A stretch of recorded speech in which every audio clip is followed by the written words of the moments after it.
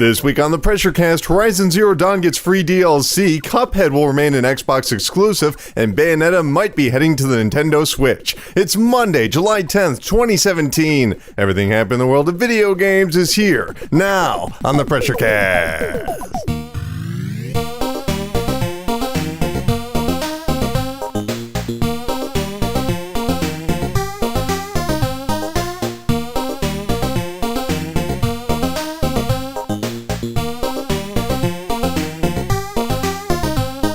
Hey, Pressure Pals, welcome to the 189th episode of the PRESSURECAST, VideoGamesAreDumb.com's weekly news panic that posts every single Monday on iTunes, Stitcher, YouTube, TuneIn Radio, Google Play Music, and America's longest-running independent newspaper at ShepherdExpress.com. My name is Colin Tanner, and I'm caffeinated and ready to ramble to you about some gosh darn video games.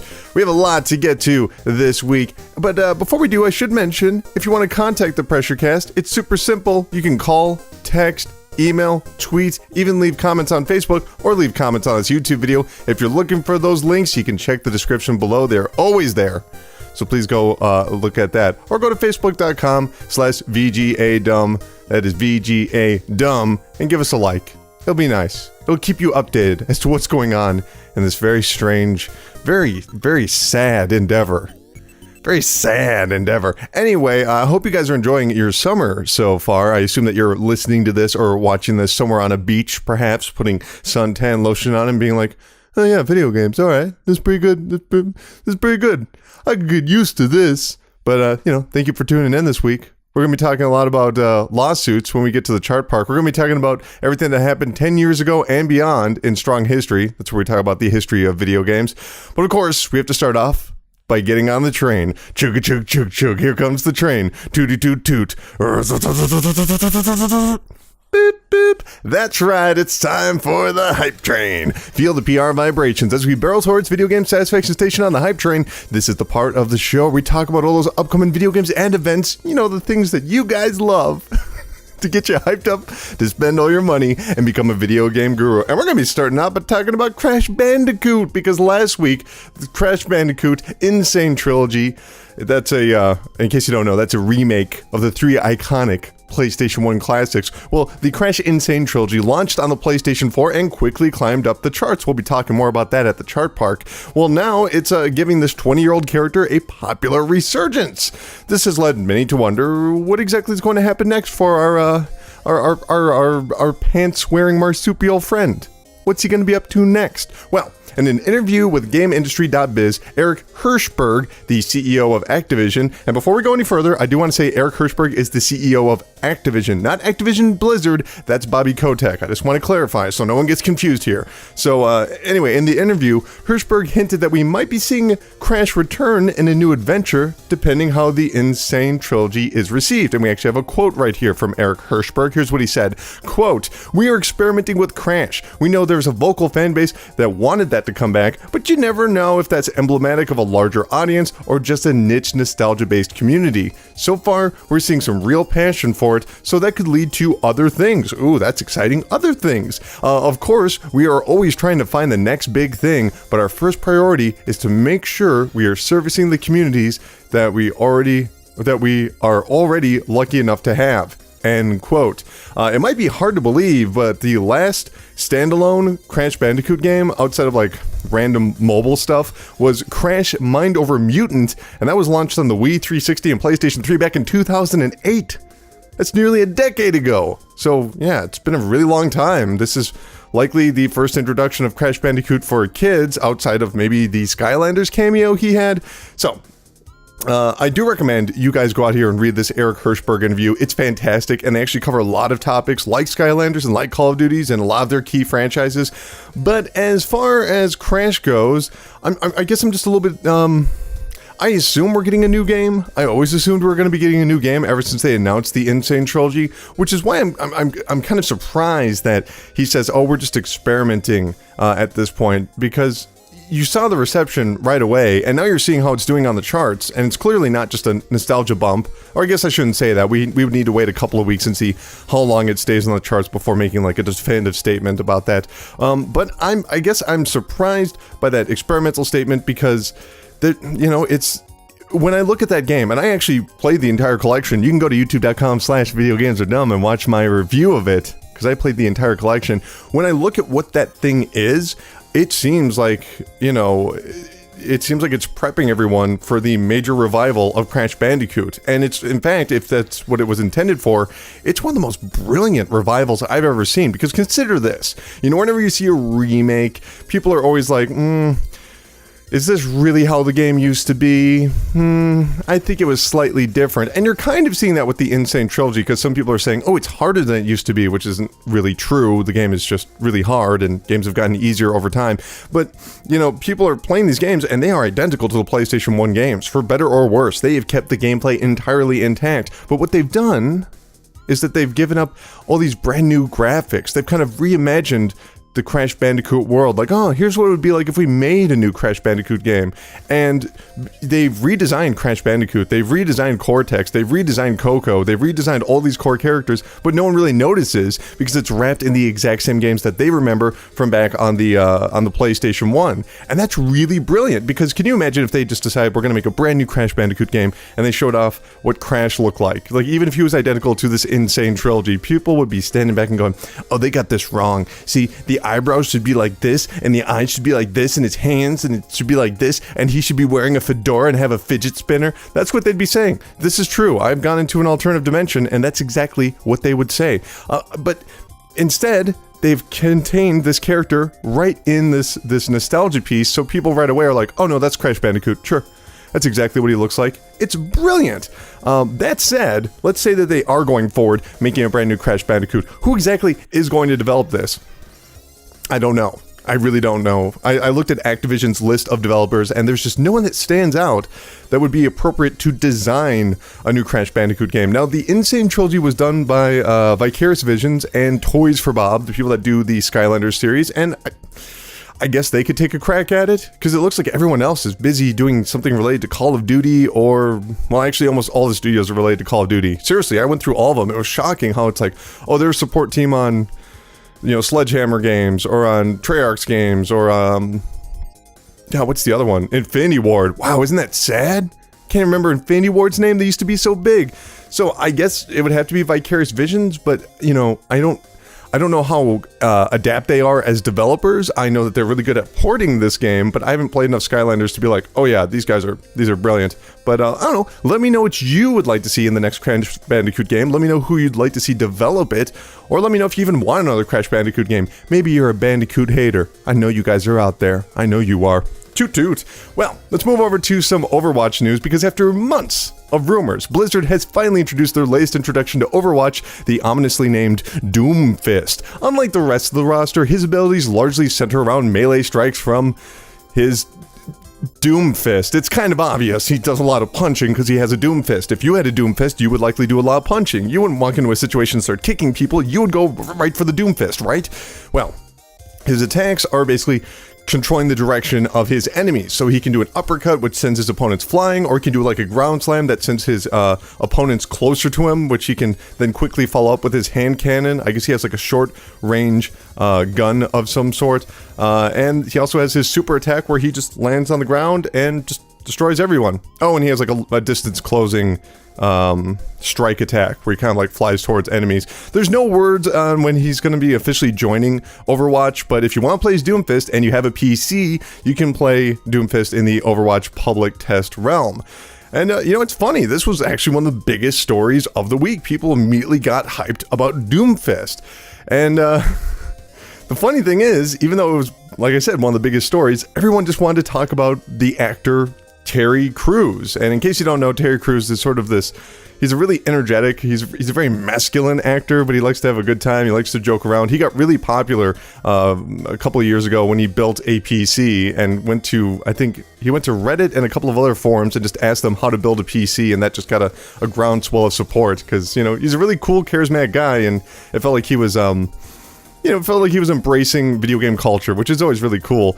So he actually tweeted out, or maybe it was like an Instagram, he actually went and auditioned for the character Doomfist, and he didn't get the part. And like there's two different topics on here. It's either people talking about, oh, Doomfist looks really cool, followed up by like, why the fuck didn't Terry Crews get the part? It's so funny. People really wanted to see him there, but he didn't get the part. Whatever. He's a cool guy, and Doomfist looks dope. But just focusing on the character itself, Doomfist, this is one of those moments where I don't know, it made me really appreciate what Overwatch has become on an entirely different level. Like, I remember playing Overwatch when it was released last spring. Was it really just last spring? God, this game feels like it's been around forever. You know, it feels like it's part of the culture. Like, it's embedded into everything that's about video games, and it's only been about 18 months. Maybe less than that, probably. But I remember when this game came out, and everyone was comparing it to Team Fortress 2. I was comparing it to Team Fortress 2. It had that perfect balance of characters where it's like, well, how could they introduce anything else? But, you know, Team Fortress 2, they started introducing new weapons and new items. Overwatch brought in full-fledged characters, which is a lot more complicated because you have to get the people to like the character. And it obviously worked. Because look at someone like Sombra. Sombra, new character, was introduced well after the game came out. But she feels like she's always been there. And that's remarkable. She feels like she fits right into that cast. But anyway, it's been a minute since I played Overwatch, but I will definitely jump back in when they launch Doomfist, which is awesome. A free character. Man, who would have thought this game was going to be holding up just, 18 months later? It still feels like it's new and it's fresh. That's awesome. Toot toot. Speaking of updates, last week Guerrilla Games sent out a patch for I almost said The Last of Us. Last week, Guerrilla Games sent out a patch for Horizon Zero Dawn, introducing a selection of updated weapons and customizable face paint. If you want to, give Alloy some new face paint, you can do that, as well as a brand new ultra hard mode difficulty, and of course, a couple of new trophies, because you have to have new trophies if you're going to introduce new mechanics. But perhaps the most exciting inclusion is the new Game Plus mode, allowing players to carry over their experience into a new playthrough of the game. It's one of my favorite things to do in any game, but it's worth noting that the level cap is still only at 50, so you're not going to be going up to like level 100. Even if you're playing ultra hard mode, it's still capped at 50. During the E3 press conference for PlayStation, I was really happy to see that Horizon Zero Dawn already had DLC support and that it was going to be coming soon. And I know it shouldn't be that surprised because, of course, the game is selling very well. I guess I'm impressed that Sony looked at this franchise and just knew it was going to be a hit because they have this post-game roadmap.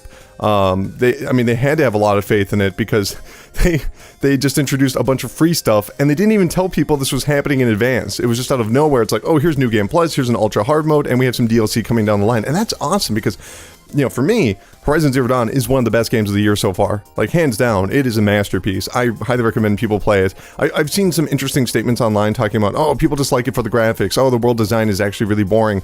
But I don't feel that way. I feel the world design is amazing because it has this real natural aesthetic to it that you never get lost in, but it never feels like you're being funneled anywhere. But you are clearly being funneled towards the next location, but it doesn't feel like that. So that's a remarkable talent for the developers. It's not quite as open world as, say, something like Breath of the Wild, but hey, not everything has to be. They're both good games. But I'm excited to see this new Game Plus mode. Always cool. That's just awesome. They could have charged for this, but they just threw it in there. Super cool. Toot toot. And lastly, in updates, because there was a lot of updates to previously released games, Bandai Namco has announced its first piece of DLC for Tekken 7, and it is a throwback to a PlayStation 2 classic, and I am stupidly excited for it. Tekken Bowling. Yes, Tekken Bowling will make its return for the first time in 12 years, and it's going to be available through an August add-on DLC pack, which also includes 50 new costumes, in case you like to dress up your characters. Yeah. Well, that's really the whole story. I know there's not much to this story, it's just about Tekken Bowling, but I'm sorry, I love Tekken Bowling. And if you've never played it, it's just Tekken characters bowling. And I don't know what it is about it, but just like the way that just the music and the aesthetics of it all, and just like the way the ball kind of has like a little bit of an explosion when it's hitting these Heishi Mishimura pins. It's stupid and it's silly, but that's kind of the whole point. And I'm just happy to see that they've brought that back in. Now, the one thing I can't figure out is this August update free DLC, or do you have to pay for it? If you have to pay for it, it's kind of like, that's not quite as much fun as I was hoping, but, if it's free, awesome. I'll check it out for sure. Toot toot. Anyway, way back in 2014, We're moving over to Xbox news, by the way. Way back in 2014, the cartoonist shoot-'em-up Cuphead made its debut during the Xbox E3 press conference. Now that its September 29th release date has finally been revealed, many have been wondering, when exactly will Cuphead come to other consoles? Or more importantly, will it come to other consoles at all? Well, we now have the answer. It won't. It will never. Studio MDHR, the developers of Cuphead, were answering questions on the popular internet forum NeoGAF. Everyone loves NeoGAF, right?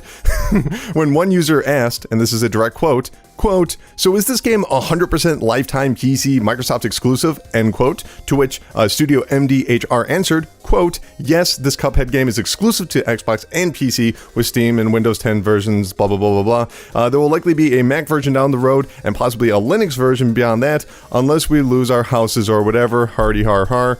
But at the very end, he mentions, we own the Cuphead IP.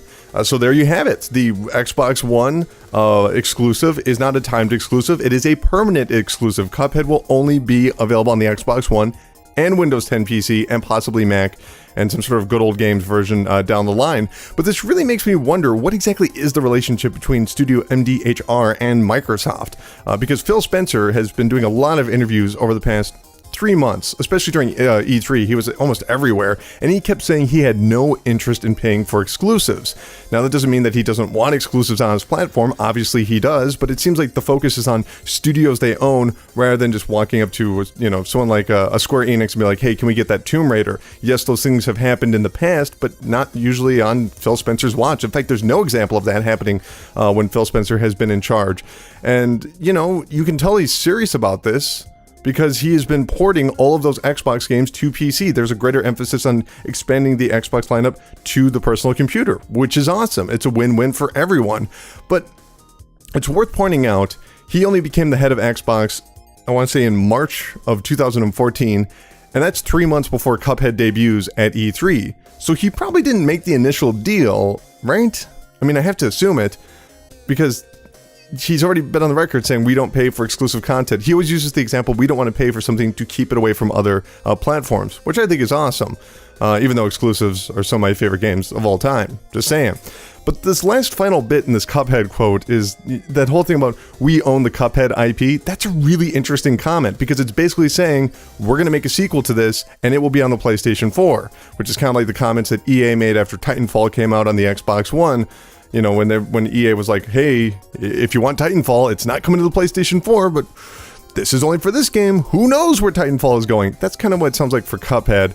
Unless, of course, they could release some sort of Cuphead Game of the Year edition. I don't know. That would be a very specific deal. But still, really looking forward to Cuphead. It's been on my radar since day one, and I can't wait to play it. Anyway, toot toot. We got more Microsoft news. It was a very good week for Halo fans. First, 343 Industries announced that the upcoming Xbox One X console, which is going to be that whole 4K console, it would actually enhance Halo 5 Guardians, the 2015 Halo game, with, quote, true 4K.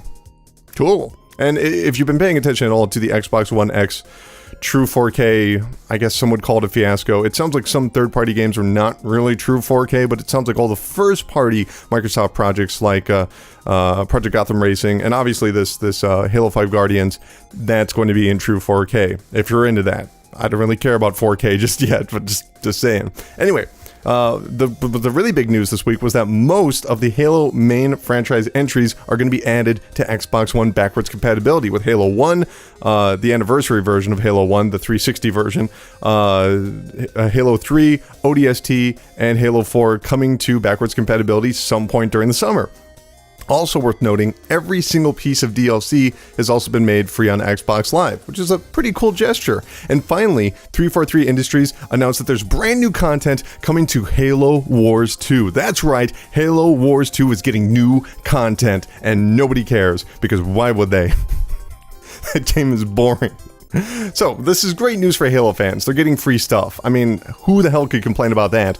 But doesn't this basically kill off the Master Chief Collection? And in case you don't know, and you're like, what the hell's the Master Chief Collection? Microsoft actually re-released Halo 1, 2, 3, 4 onto the Xbox One in something called the Master Chief Collection. It was a full compilation video game. They even added ODST as free DLC because fans complained, and then they added Halo Reach as backwards compatible content. the same thing they're doing right here. And of course you're going like, hey, why isn't Halo 2 on this list? Well, that's because Halo 2, of course, was never re-released on the 360. It was only available on the Xbox One. And also, you know, Halo 2 used a very specific type of netcode for the original Xbox that does not work with the current infrastructure of 360 and Xbox One. I mean, it's weird, right? Because it looks like they just gave up on this whole project that they spent all this money on. Like the Master Chief Collection, it was a cluster when it came out, but they've been patching it and working on it and really trying to make it the best thing that it can be. And now it just looks like they've given up because it doesn't look like these backwards compatible versions are going to connect to the Master Chief Collection. So they're going to have these two separate versions of Halo 3 running at the same time? Isn't that just weird? I mean, maybe they do connect, and if they do, never mind, that's awesome. But if they don't, well, you just kind of killed off one of your major exclusives for no reason. Just saying. Toot toot. Anyway, let's go over to some PlayStation news. Following the announcement earlier this year, PlayStation 4 games have finally been added to the PlayStation Now game streaming service. And in case you don't know what PlayStation Now is, it's a service that streams games directly to your PlayStation 4 console or PC, no downloading required. Though, like Netflix or anything else, you would need a good internet service because it is sending information to your console, and then it is sending your button inputs back to the server where they actually have a PlayStation 4 or a PlayStation 3 running. It's cool. But they added all these games that are PlayStation 4. Previously, they were only PlayStation 3 games. So let's run through the list of what they added. Starting off with Akiba's... I've messed up already. Akiba's Beat. Got it.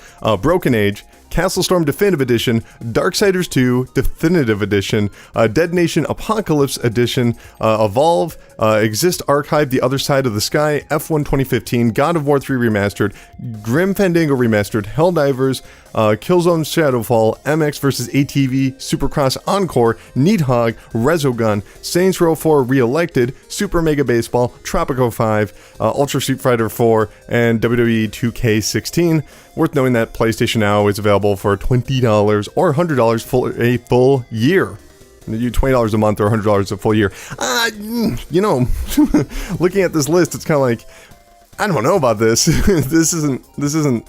I mean, it's a good first effort. I'll give them that. But one of the main markets they should kind of be going after are PC users, you know, because PC users can finally play PlayStation games on PC. That's pretty amazing. But if you look at the list, it's kind of like Akiba's Beat and God of War 3 and, you know, Dead Nation, but not much else for PC users. And if you're a PlayStation 4 user, it's like, why would I want to play Street Fighter 4 over internet? That's bizarre. That doesn't make any sense.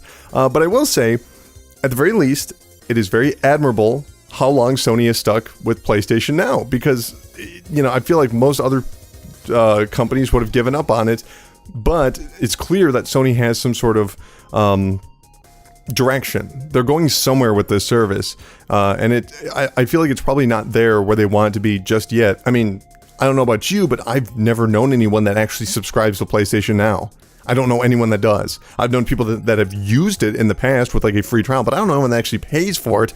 And, you know, not to mention that we've never received numbers on exactly how many PlayStation Now subscribers there are at the moment. Sony does not release those numbers. So, you know, is it successful or not? I don't know.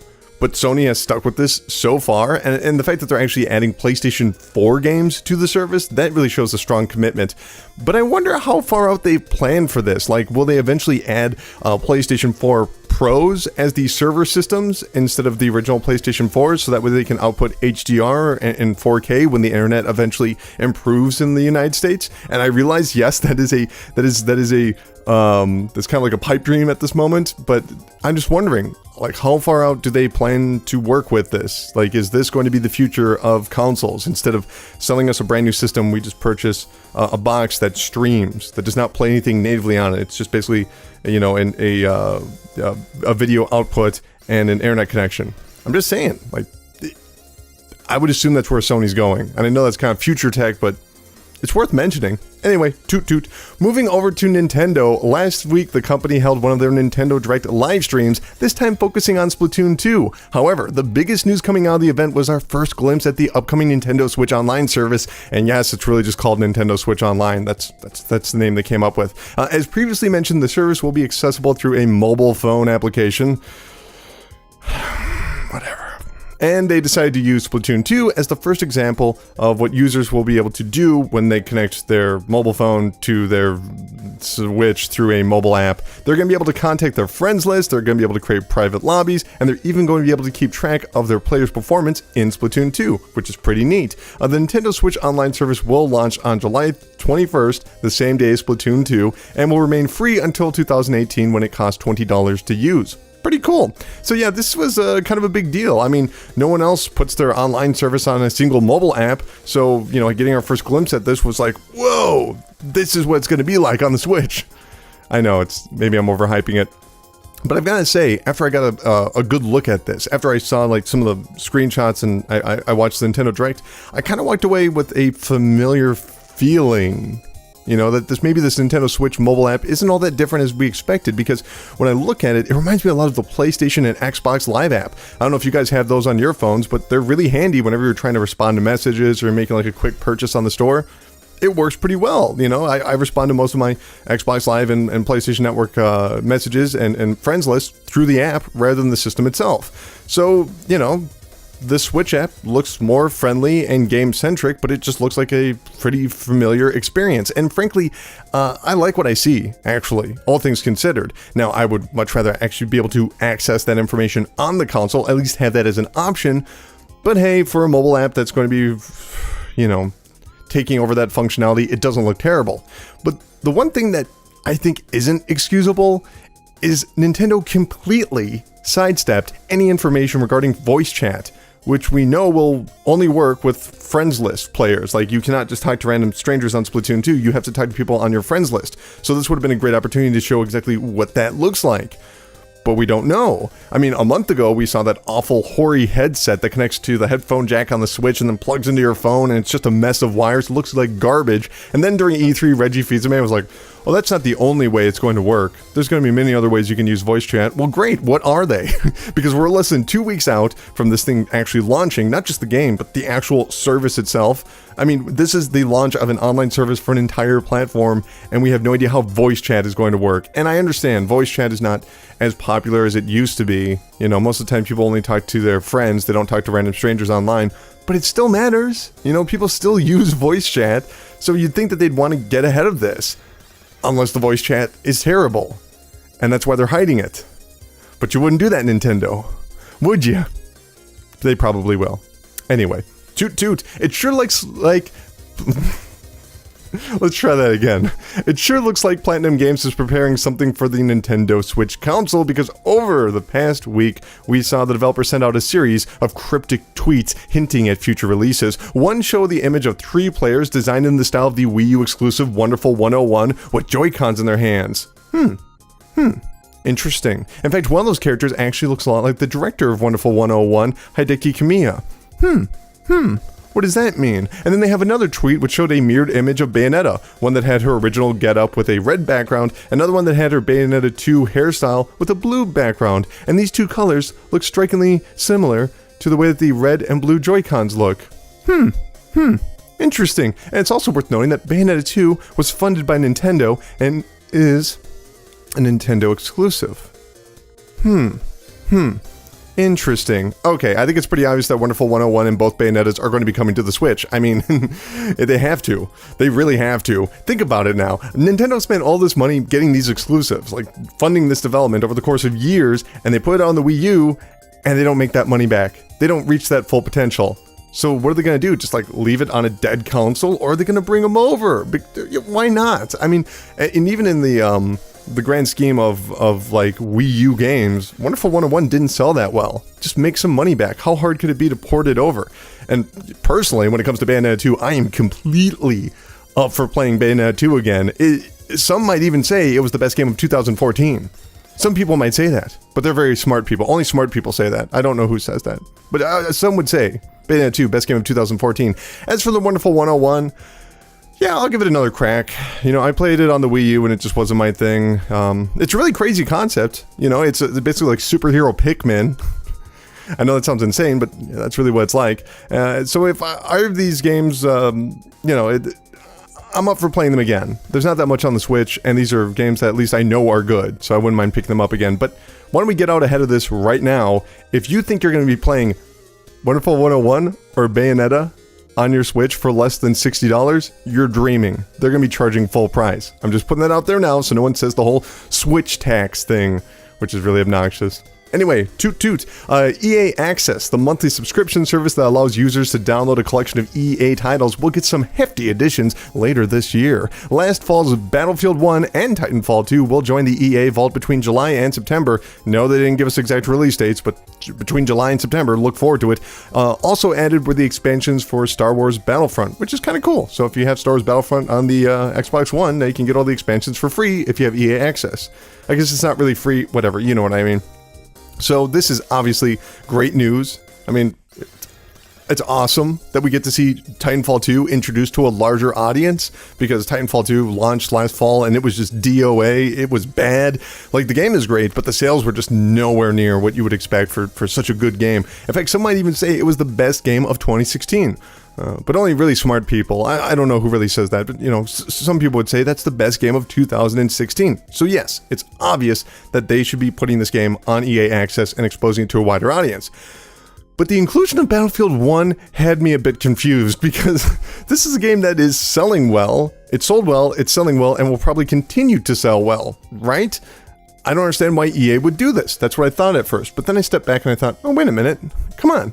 This makes total sense. First of all, EA Access is not available on the PlayStation 4, so Battlefield 1 will continue to sell on the PlayStation 4 just fine. Sales will not be affected. Second, I'm sure that they've looked at the amount of sales and that they're recognizing Battlefield 1 has reached peak sales on the Xbox One and the PC. Xbox One, obviously a smaller market, which also is a lot more devoted to first-person shooters, so they probably have already reached peak sales there. As for the PC, I don't know. I mean, you're not going to get as many people as you would hope, because some people have an adverse reaction to using Origin. They just won't do it, you know. So I guess this is the only way to get around that. But here's the thing, there's still plenty of paid DLC coming. So sure, come over here, buy Battlefield 1 on EA Access, or get some EA Access, and then you got to pay for the DLC. That's really smart of Battlefield. So yes, it's a win-win. Though I'm a little worried that it might create the expectation after a while that why buy any EA game when it's going to be coming to EA Access eventually? Just saying, be careful with that, EA. Anyway, toot toot. Here are the games that are going to be coming out this week. Yes, this week. In stores and digitally. On Tuesday, Fantastic Contraption is coming out on the PlayStation 4. I have not played the game. I've never heard anything about the game, but it is apparently fantastic. It has fantastic right in the title. I assume that it will live up to that expectation. I hope. Over on the PC, Black the Fall will be released. Okay. Over on the PlayStation 4, Final Fantasy XII The Zodiac Age will launch on the PlayStation 4. This is a remake of Final Fantasy XII, but it's actually a remake of Final Fantasy XII The Zodiac Age, which was a Japanese exclusive, which introduced a brand new job system and a bunch of side missions. So even if you played Final Fantasy XII, this is well worth a look, and obviously will look much better graphically. MotoGP 17 will be on the PlayStation 4 and Xbox One. Of course, you can purchase those games digitally, but if you want to buy a physical copy, you have to go to GameStop. It's a GameStop exclusive. Over on the PlayStation 4 and Xbox One, Hunting Simulator will be out. What exactly is Hunting Simulator? Well, I'll find out in a couple of weeks, because I'm actually going to pick up a copy and review it. Because it's just like Hunting Simulator. On Wednesday, Iron Cryptical will be on the PlayStation 4, Xbox One, and PC. Kind of a cryptic title, if you ask me. On Friday, Reptile Rebellion will be out on the Wii U. So the Wii U is getting a game this week. That's pretty awesome. And lastly, on the PlayStation 4, Xbox One, and PC, Serial Cleaner will launch. I didn't actually look into this game, but the cover's like a bathroom floor covered in blood, which is pretty awesome, man. It's pretty awesome. I might check that game out. Beep, beep. That's gonna do it for the hype train. I love that hype train. Isn't it a great hype train? Anyway, you know, for the past few weeks, I've been talking about how we want to alter and improve the PRESSURECAST. That is still in the works. I've been doing some new things with the Worth It videos where I'm putting myself a little bit more in them. I don't know if that's an improvement, but it's something different. There's going to be a lot of experiments going on in the near future, and you might not like all of them, but that's okay, because all you got to do is tell me what you like and what you don't like, and then we can work around that. As for Worth It, the next upcoming weeks, I'm going to be doing one, hopefully, on Excel World versus Sword Art Online. I don't know if that's going to be a review or an impressions video because I don't know anything about Sword Art. I don't know anything about Excel World. So we're gonna find out together exactly what that's all about. And then in the week after that, like I mentioned before, I'm going to be checking out Hunter Simulator. I'm going into it with an open mind because it might be amazing. You never know. That's the thing. I was talking about this recently when it comes to reviews or whatever.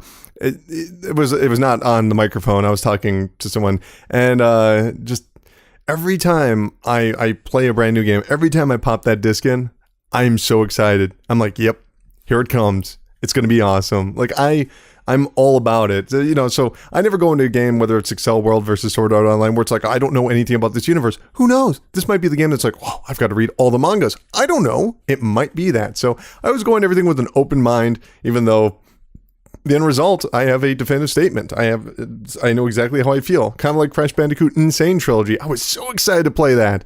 And then I played Crash Bandicoot 1 and was very disappointed. But thankfully, the other two games really salvaged that collection. Go check out that review if you have not. YouTube.com/videogamesAreDumb. Well, anyway, it's July, everybody. The sun is shining. That means we got to get outside to a place I know that's always warm with the glow of cold, hard cash. That's right. It's time for the Chart Park, the land where money grows on trees. Yes, the Chart Park. This is the part of the show where we talk about the money. We talk about the business, the legal, and the financial news in the video game industry. It's about the money, money, money. And we also find out which fat cats of Wall Street will tip their top hats towards Lady Luck. Adorable. Let's start off with some sad news. Back in 2014, Lords of the Fallen launched on the PlayStation 4, PC, and Xbox One. In many ways, it was similar to the popular Dark Souls series with bonfires and melee combat and stiff controls. But surprisingly, despite being a brand new IP, it sold above expectations. Good for them. And so the publisher, CI Games, began development on a sequel for Lords of the Fallen, this time without the aid of the original developer, Deck 13. And so, 3 years later, let's check in. Let's see exactly how Lords of the Fallen 2 is going. It's not going well. In an interview with Eurogamer, the former director, Thomas Gaup, said that he had been let go after years of development hell. Yes, we are talking about a former director who actually had to walk away from the project because it was just being mishandled so much. Here's what he said, quote, "Almost 2 years I've been working on the sequel, and I have not seen it leave the concept/vision stage. I was working on something I was really 100% into, and we were not producing the game." End quote. The head of CI Games, Marek Timski, sorry, it's a Polish name, I'm not great with those, he explained that development will continue with, quote, "a very small team." That's good. So, I don't think Lords of the Fallen 2 is working out very well. But first of all, I did play the original Lords of the Fallen back in 2015, and I didn't really care for it. I understood what it was going for, I understood the world, and I understood the gameplay, and that it would appeal to a certain audience. But personally, I would rather play something like Dark Souls, because it almost felt like, Lords of the Fallen almost felt like, Lords of the Fallen compared to Dark Souls kind of felt like Twisted Metal 2 versus Twisted Metal 4, where you can feel 989 Studios is not as good as single track. Either you get that reference or you don't, but that's what Lords of the Fallen felt like. It just felt like a way more polished up version, but it didn't have the same game design, you know what I mean? But this game, Lords of the Fallen 2, regardless of whatever I felt about the first game, should be at trade shows. They should be doing press dates with demos and having trailers and a release date. It should not be in the concept stage after 3 years. Like, how does that even happen? I know this Gaup guy, Gaup? I don't know. He talks a lot about how the internal attention was shifting to Sniper Ghost Warrior 3.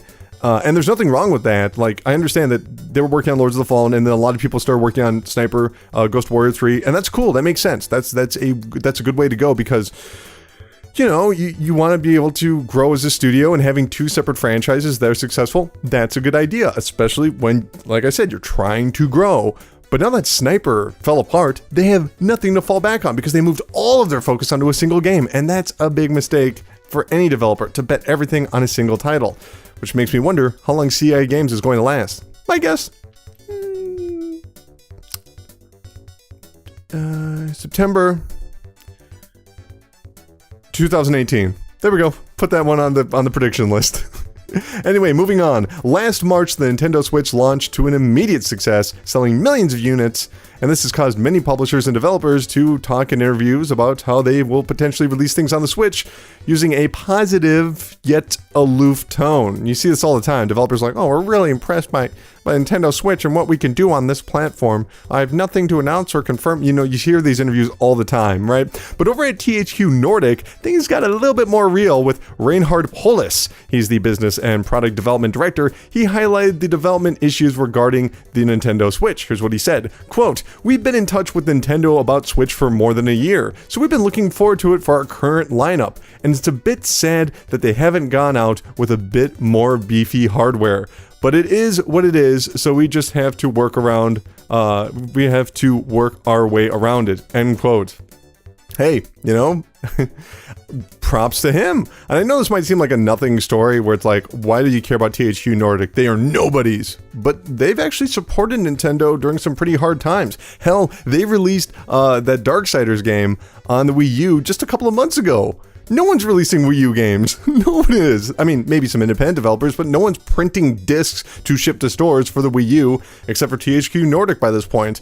So, you know, you've got to listen to them when they say, hey, we're a little disappointed here when it comes to the performance of the console. And I agree. I seriously think this is going to be a problem for the Nintendo Switch going forward. And before we go any further, I like the Nintendo Switch. I like the console. I like using the Joy-Cons. I've liked every game I've played on the Switch so far. This is not me knocking the Switch. But I do think it'll be an issue going forward because, first of all, it's an underpowered console. We've seen all the hardware specs and what it's capable of when it's docked or undocked. But at the end of the day, the developers are going to have to target the undocked mode, the portable mode. They're going to have to go with that clock speed to keep a consistent experience. I mean, that's the whole gimmick of the console. You have the same experience on the go or on a television.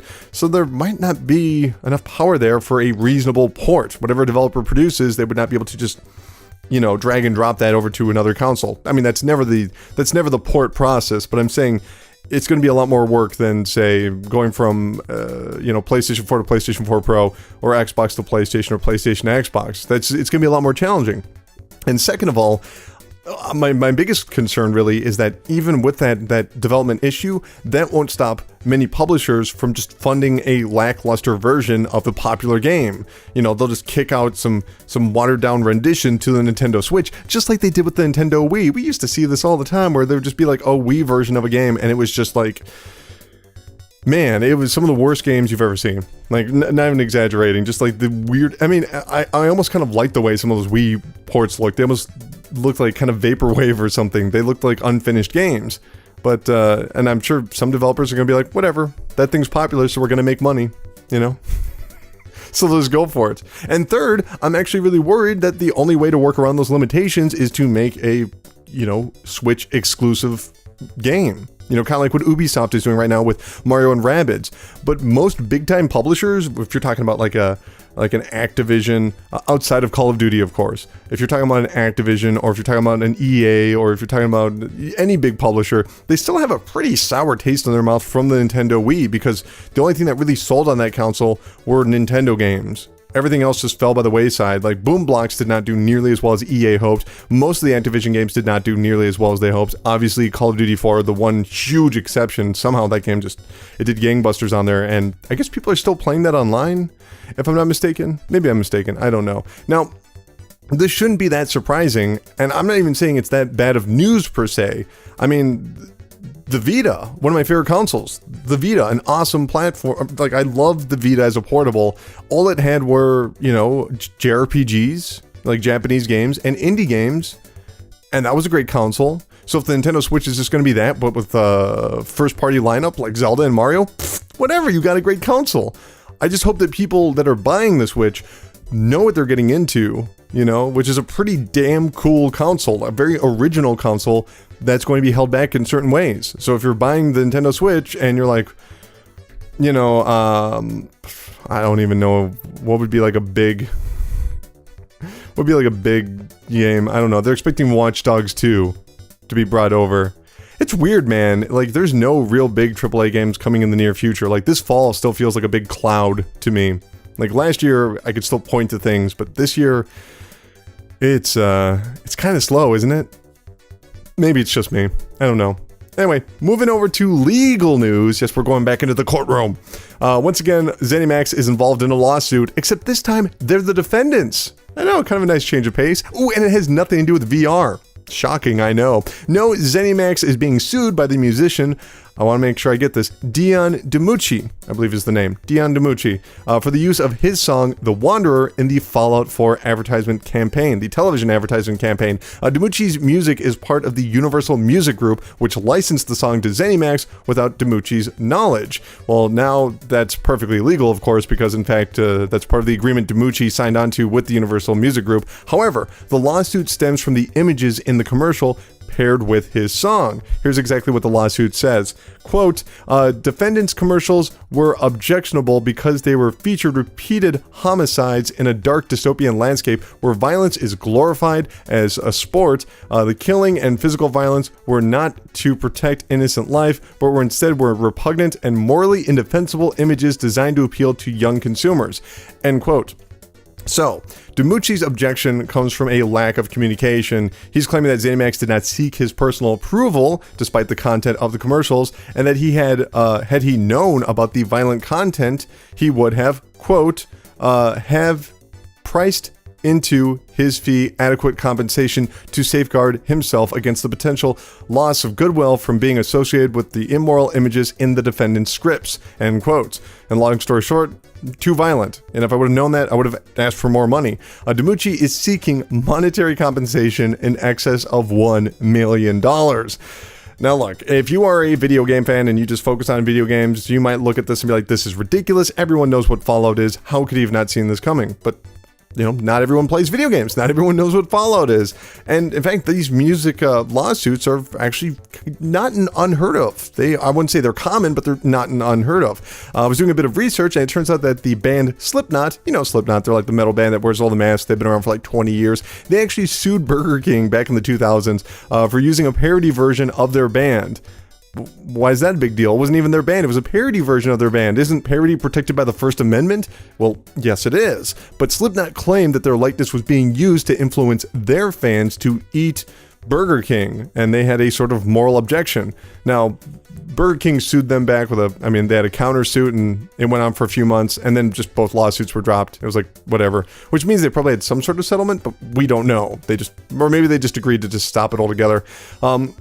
In another example, actually, the White Stripes, the band with Jack White and the other White, I don't know her name. They threatened to sue the United States Air Force. Yes, the United States Air Force. They threatened to sue them for using a re-record version of their song in a commercial because, you know, they're like, hey, we're anti-war or whatever. We don't want our music used to encourage people to enlist in any sort of military action. But they eventually gave that idea up. They never actually sued the United States Army, probably because of... I assume that the United States has pretty good lawyers. So yeah, lawsuits like this do occur, and while big stars usually drop their efforts early on, smaller people tend to stick with it. Now, the only thing that I find kind of strange is that it took him, let's see about this, like 2 years to actually get around to this lawsuit, because you would have to kind of sue them in a way that would... in 2015, you'd have to sue them to be like, hey, I want these commercials taken down. Like, I don't want these commercials to reflect on my music. I don't want to be associated with this violence, which, you know, that is a worthy effort if he's going to try and control his brand. But on the other side of things, if he's going to sue them now, he needs to present evidence that this has in some way impacted his ability to make money. You know, that somehow he has been harmed monetarily by this ad campaign. And that's going to be really tricky to prove, but it's California courts, so who knows? Musicians usually win. Just saying. Moving over, and one of the stupidest stories of the week, Sony's YouTube channel recently pulled their gameplay footage of the upcoming BioWare shooter Anthem after it was revealed to be the Xbox One X footage from E3. Yes, and this was on a PlayStation YouTube. Now you might be saying, whoa, how on earth did they get away with that? Well, they actually used these translucent overlays to cover up the button prompts. So where there would be like a left bumper and a right bumper, it was then covered up by like L1 and R1, but the cover-ups were translucent, right? And you could actually just still see the Xbox buttons behind them. It was stupid and embarrassing. So yes, Sony took down the footage. It's just one of those things that happens every now and again. In fact, Xbox has done it too. They've done it over the course of a few years, accidentally showed off PlayStation 4 footage, and because there is a difference in power, that's objectionable. So it was just a stupid, funny story, you know? It was just, I don't know. But sadly, that is not where the stupidity ends. I wish that's where it ended. Aaron Greenberg, he's the general manager of Xbox Games Marketing. He actually retweeted the article and, you know, just had like a crying, laughing emoji. Like, he just had a little pot shot. He's like, look at this. Look what happened over here. That was our footage that they were using. Well, not their footage, but their console's footage. But my God, people lost their goddamn minds. Like, I saw the people responding to his tweets, and it was just a bunch of fucking psychopaths. Like, there were these people that were just... They had like entire JPEGs of just like all the times Xbox screwed up, like on the ready. And I'm talking like year-old storylines, like things about the scandal between them and Machinima, which is from 2014, like early 2014. That's insane. Look, I get it. If you have preferences, if you prefer the PlayStation 4 to the Xbox One or the Xbox One to the PlayStation 4, that is awesome, because having preferences is one of the best parts about life, when you can find something that you relate to or that you connect with and you can enjoy it. But if you're sitting there with like folders of old JPEGs from years ago to tweet at a Microsoft employee, get help. Just play some games. Enjoy yourself. Be happy for others. Don't be so fucking weird. Now let's move over to some Take-Two news, because recently Take-Two began having a combative relationship with the modding community on PC regarding their takedown order of the popular Grand Theft Auto mod OpenIV, which I looked into it, and I guess people call it OpenIV, even though it's Roman numerals for 4. However, after thousands of negative reviews on the Grand Theft Auto 5 Steam page and a conversation with Rockstar, Take-Two eventually acquiesced, allowing the mod to return, though once again they stated that they would defend their IP against certain mods. And so it is that another mod has ended development this week, per Take-Two's request. Liberty City in Grand Theft Auto 5, a mod that imports Liberty City into Grand Theft Auto 5, has ceased production. What a creative name. But yes, it has ceased production. This is likely due to Take-Two's recent statement that it would not allow any sort of mods that, quote, import other IP, including Rockstar IP, in the project, end quote. When Take-Two sent out this statement a couple of weeks ago, we covered it, and I remember specifically highlighting that part of the statement and saying, they're going to go after the Liberty City mod. That is where they are going to next. Let's go back and play the tape, guys. You will see me right there being like, holy shit. On a side note, though, I wonder what's going to happen to all those, like, Marvel mods, you know, the ones that you play as Iron Man and Hulk. Those are really cool. I hope they don't take those down, but they probably will. I don't know. But yes, this is kind of silly at the end of the day, because I mean, who's buying Grand Theft Auto 4 anymore? You know, what are you really protecting, Rockstar, you know? I mean, actually, I take that back. I just bought a copy of Grand Theft Auto 4 on the Xbox. I'm serious, but that isn't... We'll talk about that some other time. It's an unrelated story. But I get the feeling that Rockstar was just trying to, like, let people know they weren't fucking around. Like, alright, you'll get that OpenIV mod back, but we're gonna take this one instead. Like, they just had to do something. They had to prove it, right? I don't know. It's silly. Moving on. Last year, developer Playdead released the awesome video game Inside. Personally, I think it was awesome, receiving near universal acclaim from critics and fans alike. But shortly after its launch, Dino Patti, one of Playdead's co-founders, quietly left the company. In fact, we covered this last year, if you remember. Apparently, he also netted a $7 million severance package. That's what people like to call a golden parachute. And while the reasons for his departure are still unclear, Patti actually gave some insight in an interview with Eurogamer. Here's what he said, quote, "There was some kind of fallout." You would know, Patti. What do you mean there was some kind of fallout? Anyway, there was some kind of fallout. It was kind of delicate. It also combined with other personal reasons. I really like Playdead. It's something that's deep in my heart. I love the people there. They're still my friends. I'm on speaking terms with 98% of the people there. End quote. Patti is still in the video game industry. He is currently working with Jumpship, a developer, as he's working as a producer, working on the upcoming title Somerville. So I don't think we have an answer, and I don't know if we'll ever get an answer for exactly what happened. But if he's saying that, 98% of the people are cool with him, who's the 2%? And whoever that 2% is, they have to be pretty important, because it's not like Playdead is a huge studio. You know, it's not gonna be like, oh, this one animator didn't like me, so I left my studio that I co-founded. It's like, no, this 2% has to be one of the higher ups. Maybe it's even the other co-founder, but so far, you know, Patty's only said nice things about him, so who knows. I really want to know what happened here, though, because Inside is one of the best games I've ever played. I just want to know who was involved there, what happened, what was the disagreement, what could possibly be the disagreement. They'd be like, all right, I'm walking away from success. Bye. Like critical, commercial, and artistic success. Those are the 3 things you want, and just abandoning them all over a disagreement with 2% of your company. It's insane. Anyway, moving over, we have another Ubisoft fending off the hostile takeover from Vivendi story. Yes, every single week we do one of these stories, but Ubisoft fending off the hostile takeover from Vivendi. In this episode, Ubisoft is attempting to expand the board of directors by 2 members. Connie Fernandez Handelsman and Virginie Haas. These are the 2 people that he's attempting to break in. And if they were approved, they would become independent directors on the board. Speaking of the proposal, Ubisoft CEO Yves Guillemot stated, quote, "If their appointments are approved by our shareholders at the next general meeting, our board will have an independent majority and nearly half of the directors will be women. This development reflects our desire to comply with the best corporate governance practices for the benefit of all of our shareholders, while also combining the necessary expertise and competencies.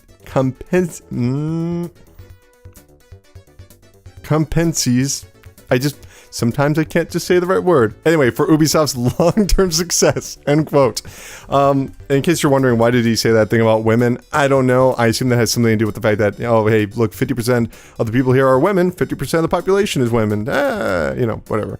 In related news, a current independent board member, Pascal Moynier, will leave later this September. How can I say her name easily? Those are just random words. When the annual shareholder meeting is held in September, that's when we'll find out if these people are going to get approved.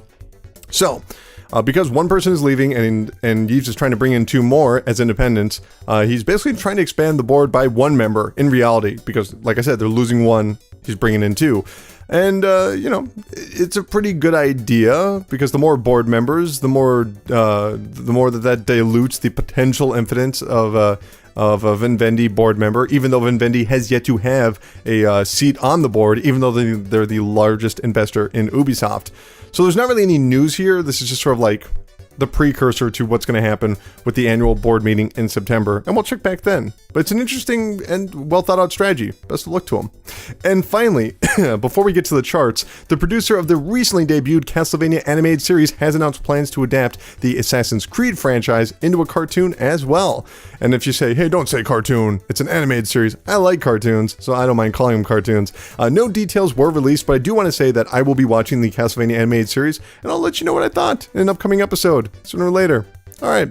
So let's go over to the charts. We have the best-selling PlayStation 4 games from PlayStation Network for the month of June. You might be saying, why don't you cover the best-selling Xbox games for the month of June? It's because Microsoft doesn't release those numbers. If they did, we would cover them. So here are the 10 best-selling games on PlayStation Network in the month of June. Number 10 was Rocket League. Number 9 was Minecraft. Number 8 was Tekken 7. Number 7 was Horizon Zero Dawn. Number 6 was Battlefield 1. Number 5 was God of War 3 Remastered. Number 4 was Grand Theft Auto 5. Number 3 was Middle-earth Shadow of Mordor Game of the Year Edition. Very, very specific.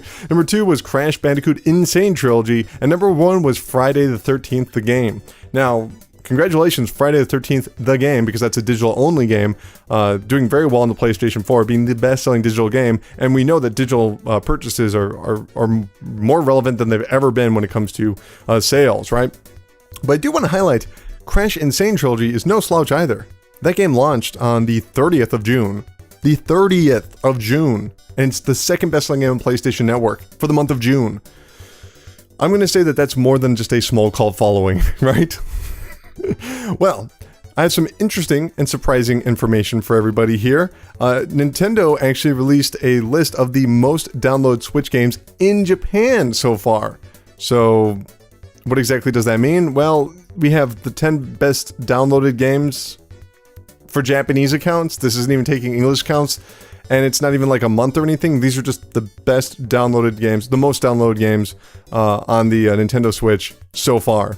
That's what we've got. And it's actually pretty interesting. Number 10 was Othello, which is funny because that was one of the very first games launched on the Famicom by a third party.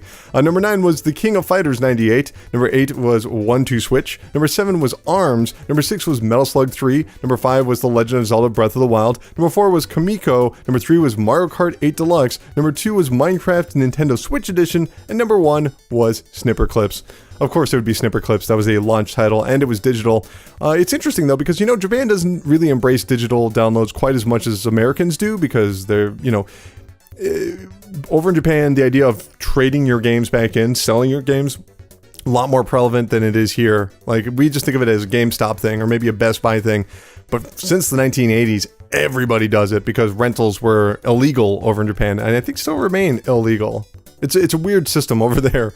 But yeah, so Snipper Clips number 1, congratulations. That's awesome. Now let's get back to our regularly scheduled charts, finding out where the 10 best-selling games for last week in the UK. Number 10 is Rocket League. Number 9 is Dirt 4. Number 8 is Mario Kart 8 Deluxe. Number 7 is Elite Dangerous. Number 6 is Overwatch. Number 5 is FIFA 17. Number 4 is Forza Horizon 3. I always screw it up. I almost want to say Forza Horizon Zero Dawn. I don't know when that got into my head, but yes, number 4 is Forza Horizon 3. Number 3 is Grand Theft Auto 5. Number 2 is Micro Machines World Series. Wow. I mean, cool for Codemasters getting that back on the list. And number 1 is Crash Bandicoot Insane Trilogy on the PlayStation 4. Like I was just saying, Micro Machines, that's actually a really popular franchise over in the UK. I mean, obviously it was popular over here, but Codemasters were big names back in the day over in the UK. And they released their games on computers and the Mattel Nintendo Entertainment System and things like that over there. So, wow. Number 2, though. Now let's go over to Japan to find out what are the 10 best-selling games over there for the past week. Starting off with the 3DS, it's Radiant Historia Perfect Chronology. What is up with me today? I don't know why I can't read certain words. Number 9 was ARMS on the Nintendo Switch. Number 8 was Mario Kart 8 Deluxe on the Nintendo Switch. Number 7 was Osomatsu-san, the game Hachimeka Susoku Advice Dead or Work on the PlayStation Vita. Why can't I read that fine? You know what I mean? Like, I can't read normal words fine. I can read that. Number 6 was Portal Knights on the PlayStation 4. Number 5 was the Alliance Alive on the 3DS. Number 4 was The Legend of Zelda Breath of the Wild on the Nintendo Switch. Number 3 was Monster Hunter Double Cross on the 3DS. Number 2 was Lego City Undercover on the Nintendo Switch, which I think just got a price drop, so that's probably why that is. And number 1 was Grand Theft Auto 5 in Japan. The number 1 best-selling game in Japan is Grand Theft Auto 5, because that actually also got a price cut. That's considered the low price edition or whatever they call it. Man, what are you guys doing over there in Japan? Don't you know that we're protesting that we're not buying Grand Theft Auto anymore? Darn! Why won't anybody tell them about the mods? Now let's go over and find out what the best-selling consoles over in Japan for the past week. Starting off with the Nintendo Switch with 25,805, PlayStation 4 with 21,873, new 3DS LL with 12,668, 669, almost got that wrong. PlayStation 4 Pro with 6,000. PlayStation 4 Pro with 7,321, PlayStation Vita with 4,403, 2DS with 2,311, new 3DS with 740, Xbox One with 228, Wii U with 193, and in last place is the PlayStation 3 with 153, which means for the 3rd week in a row, the Xbox One is not in last place in Japan. I'm telling you guys, the tide is turning. They sold 228 consoles in a whole week. Just you watch. Before you know it, the Xbox One is going to be the best-selling console in Japan. I guarantee that. Actually, I don't guarantee that, but that is wishful thinking. That's the secret. You ever read that book? You just got to imagine it and dream it and then make it a reality. That's going to have to do it for the Chart Park, the land where money grows on trees. All right, we've come to the final segment of the show. This is where we take a look back 10 years ago and beyond to talk about the history of video games and a little something we like to call Strong History. 11 years ago, on the PC and Xbox 360, Prey was released. Now, if the fans of Half-Life and Shenmue are to be believed, development hell is a recent phenomenon, where games are announced before vanishing for decades. But nope, way back in 1995, 3D Realms, yes, the Duke Nukem people, they're no stranger to this problem, began production on the technical showcase known as Prey. It was going to be showing off the brand new 3D engine. But within a year, the game already started to get a little sluggish in terms of development. They were aimless in many ways, and then they lost a director. And so they kind of started from scratch again. But in 1998, Prey was impressing critics and industry people behind closed doors at trade conventions because they were showing off the concept of tears, or I guess you could say portals. You know, much like the game Portal. It was unlike anything anyone had ever seen in a first-person shooter. It was awesome, and people were really getting hyped for it. The only problem is 3D Realms had no direction for the project, and yet again, it would lose another director. So, how much worse could it get, right? Well, actually, it got a little better. Next, they would bring in, Corinne? Her name was Corinne. I want to say it was Corinne. I kept saying Connie before. I'm not going to do that. Corinne Yu, she was a very young but talented programmer. In fact, she would go on to become the graphical engineer for Halo 4. And if you've ever seen Halo 4, it is the best looking Halo game ever up until that point. Like, she introduced a lot of amazing concepts. Just a brilliant worker. In fact, she was working on this game all by herself. She was working on Prey all by herself. One-woman team, I guess I should say. But sadly, her work would never be seen because she left the company in 1999 because the project was just not picking up on momentum. She was working on it by herself. So, 2 years later, in 2001, 3D Realms contracted Human Head Studios to reimagine Prey, make something for us, use id Tech 4, and bring us a finished game. And for years, the rumor that Prey was still in development was out there. But it was always met with skepticism, like, come on, it's a joke, we get it. That game was announced back in 1995, it's like 2003, that thing is never happening. But finally, in 2005, Prey made its public debut with a projected release date of July 11th, 2006. And the best surprise of all, they actually met that release date. So yes, after 11 years, Prey finally hit store shelves. So was it worth the wait? Not really. I mean, it's not bad by any means, but it's a pretty standard first-person shooter, 3D first-person shooter, I guess I should say, like a faster version of Doom 3. Its only major difference would be the first cutscene. They have this cinematic introduction where this bar is being abducted by aliens. It's amazing. Everything else doesn't really, hold up. I mean, they have portals, which is cool. They have portals before the game Portal was revealed. Also something really cool, but it's kind of hard to go back to. Well, no, wait. There was one other thing that was really interesting at the time. They actually had a Native American protagonist, which is actually kind of rare these days. But they gave him magic spirit powers. Progressive. Great. But the game did well enough to warrant a sequel, and so one was commissioned. But keeping with tradition, it went through multiple different developers and would take 11 years to surface. And it came out 2 months ago. Yes, it's no longer called Prey 2, it's just called Prey. And it bears little resemblance to the original. Anyway, 16 years ago on the PlayStation 2, Gran Turismo 3 A-Spec was released. Now, there's not much to talk about here in terms of development. I mean, no more than any other Gran Turismo game. They just sit around and try and get everything as realistic as possible. It's really impressive. But one thing I do want to talk about is just how fucking annoying the title is. I love Gran Turismo 3, but, you go and play a Gran Turismo game. You got Gran Turismo 1, Gran Turismo 2, Gran Turismo 4, Gran Turismo 5, Gran Turismo 6... And now there's going to be Gran Turismo Sport, right? But for some reason, this one has like a subtitle, Gran Turismo 3 A-Spec? What the fuck is A-Spec? Like, it honestly sounds like it's a Game of the Year version. It just always bothered me. Anyway, this was one of 2 games from the Gran Turismo series that was launched on the PlayStation 2. And personally, it's probably my favorite. Why? Well, because I got to ram PT Cruisers off the road. And I hate PT Cruisers, so that makes it a good game. 17 years ago, on the Dreamcast, Virtua Tennis was launched. Now, tennis has been around forever in video games. Actually, tennis was the second video game ever invented. Really, ever invented. Table Tennis for 2, look it up.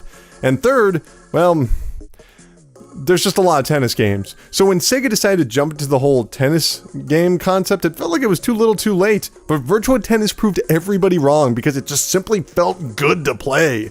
Yes, it's really that simple. It just felt fun to play. When you move the character around, it felt good. That's all it takes. And then when you'd swing, that felt good too. Virtua Tennis is awesome. But that really shouldn't be a surprise because it was developed by Sega AM3 R&D division. which are the same teams behind Virtua On, Crazy Taxi, and the Star Wars Trilogy Arcade. Virtua Tennis on the Dreamcast proves sports games can still be arcadey without having to be over the top. And that makes it one of the best games of all time. Yes, really. Go play Virtua Tennis with a buddy. You won't regret it. 24 years ago on the Super Nintendo, Street Fighter 2 Turbo was launched in Japan. It was Street Fighter 2, but faster. Also, 24 years ago on the Famicom, Super Famicom, Super Mario All-Stars was launched in Japan. Now, contrary to popular opinion, the history of backwards compatibility has been spotty at best. People like to say, whoa, why don't these consoles have backwards compatibility? But go back in time.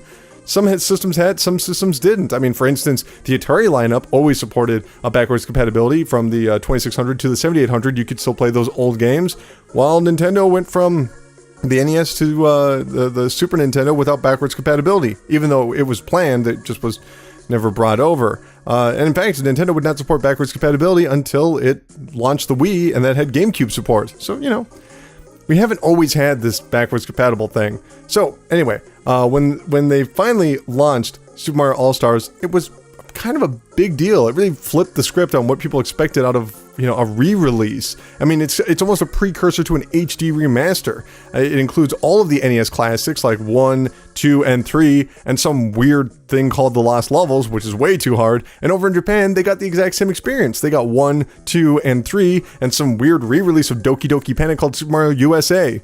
That's right, nobody kind of realized what the other person was playing. It's kind of funny. But for the time, it was fairly impressive. It highlighted the endearing quality of Nintendo's back catalog, while, you know, bringing its visuals into the modern era. And that's a concept that's so strong, it's still done today in these compilation packages, like the Master Chief Collection, or more recently, Crash Bandicoot Insane Trilogy.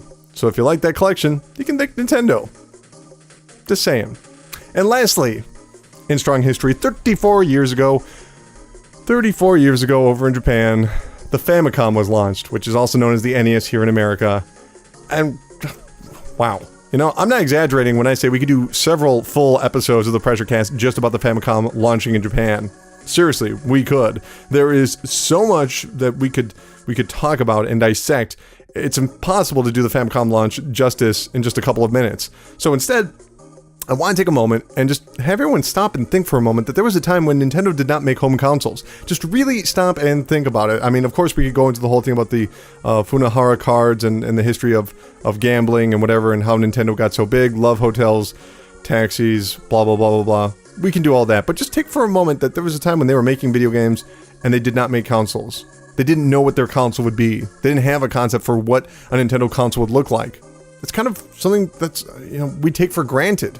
People take the NES for granted. People take Nintendo for granted. But when the Famicom was launched, it took a lot of really smart people to put that system together. I mean, it basically ushered in the modern age of video games, or at least home video games. And I think it's important to consider that at the time, in 1983, computers seemed to be the direction we were going. Like, consoles were over in America. That was done. You know, but computers were gaining momentum, and over in Japan, likewise, computers were also starting to see a wider adoption rate. Because, you know, they had more capabilities beyond just games. And so when they were developing the Famicom, you know, Hiroshi Yamauchi, the president of Nintendo for years and years and years until he transferred it over to Iwata, he decided exactly what this console would include, or I guess what it wouldn't include. There were questions about, like, oh, are we going to have like an expensive disc reader, you know, so that you can read and write? Are we going to have a keyboard in this console? And he instructed his engineers to just work on the cheapest console possible, one that like a child could afford just with their allowance. Like, he took a survey apparently of how much allowance cost over, or how much allowance a child would normally receive in Japan, and then tried to base the console's projected price based off of that. Seriously, he's like, hey, everyone that's working on this console, make it as cheap as possible and make this a thing. But I also want to have good graphics. And we could get into the whole history of how they decided to pick a certain chip for the Famicom. That's also fascinating. But what's really important is that he also instructed those engineers to create the capability for the console to grow over time. So he's like, okay, we're going to make this as cheap as possible, but make sure that we have ports that we can connect to the console, that we can make that console grow over time. In fact, you know, the original Famicom from 1983, it's possible to connect to the internet with that system. Yes, really. And for a time, people were checking their stock options through their Famicoms. I'm not making this up. This is true. It's insane. And so the Famicom launched in Japan, and it immediately became a success. It became a sensation in Japan, but there was one problem. Many of the consoles had launched with a manufacturing defect that was causing certain games to lock up over time. Now, fixing this would cost millions of dollars. But Yamauchi, as the president of Nintendo, he insisted that the customers be reimbursed with new consoles. There was a whole program. People could send in their consoles and get a brand new one. And what I'm trying to say in the long run is that Yamauchi wasn't a designer or a programmer, and apparently he wasn't actually that much fun to work with, and he didn't even really like video games, but he cared about his customer. He wanted children to be able to buy his console, and he wanted that console to be able to grow with them over time. And, you know, when a problem went down, he made sure that he shelled out millions of dollars to help that customer, because, let's think about this for a second, he wanted that console to be endeared to them. He wanted it to grow over time, right? And by making sure that he made that situation right, he created that relationship with his consumers. Now, the whole product before people thing gets tossed around all of the time, where people are like, oh, we're not just about the product, we're about the people. And that's not always the case. But Yamauchi really lived up to that. He would screw over third-party developers just to help out his customers. So yeah, the Famicom, when it launched, a lot of it has to do with Yamauchi and a lot of other people. We could just talk about Gunpei Yongoi's involvement for like an hour. It's an amazing story. If you've never read the book Game Over, highly recommend it. It talks all about this, and it is fascinating. But that's going to do it for Strong History. Good show. Good show. This was a good show. I think everybody had a good time. But it is time to close up the PRESSURECAST. Remember, you can go to youtube.com/videogamesardumb and check out my review of Crash Bandicoot Insane Trilogy. You can also watch a video of me talking about ARMS and Cage Story and lots of other things. Rhyme. There's lots of videos out there, guys. Just go watch them. Or you can watch some old episodes of the PRESSURECAST. That's always fun. What are we going to be doing this week? Like I said, I'll be trying to do something with Excel World vs. Sword Art Online. I don't know if it's going to be an impression video or a review, but we'll have something up before the week gets through, and then we'll do Hunting Simulator. Lots of stuff. Just stay tuned. Stay tuned and have a good time. All right. Well, you know, the Famicom used to be the new hotness. Used to be the best console out there. But then the Super Famicom came out, and it killed it. It's because console cycles end, but the PRESSURECAST will not, because the PRESSURECAST is forever. See you guys.